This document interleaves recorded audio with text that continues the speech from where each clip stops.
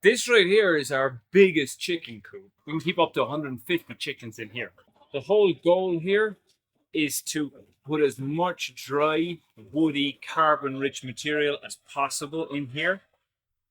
That again breeds bugs for our chickens, and it's how we make all our compost. I took all those courses on making bokashi, making compost piles, turning them all the time. Here we don't do any of that. We inoculate the floor of these houses with a biochar that's inoculated with effective microorganisms. And we just keep piling in the material. We put the thicker, woodier stuff up here. As it breaks down, we move it down into this area. As we do that, it generates and brings up to the surface more and more bugs. And then when we want finished compost, we just pass it through the sifter. The smaller broken down stuff comes out and the thicker stuff stays here, keep decomposing. And you can see then they can roost up on these bars so they feel safe. So even the house is pretty well secured, even if a predator does get in here, they can roost up here. Tons of carbon to absorb their poop.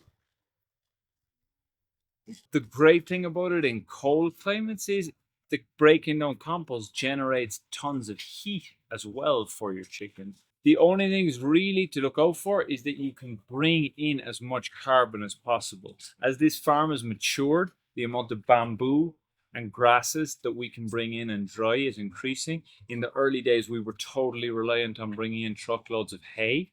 But as long as you can get enough carbon, and there's always carbon, landscaping companies, sawmills, anyone who's dealing with large amounts of dry, woody waste material, if you can get your hands on that stuff, it means you can farm vertically. We're lucky here, we don't have such a problem with predators. So just this kind of simple house with a lot of chicken wire, and we also don't have extreme temperatures. So if you're in a colder climate or one where there's more intense predators, you might need to beef up your fencing. But other than that, this is an incredibly efficient way of building fertility and growing food. Over time, we put the thicker bamboo in here, and then we put the leaves in here.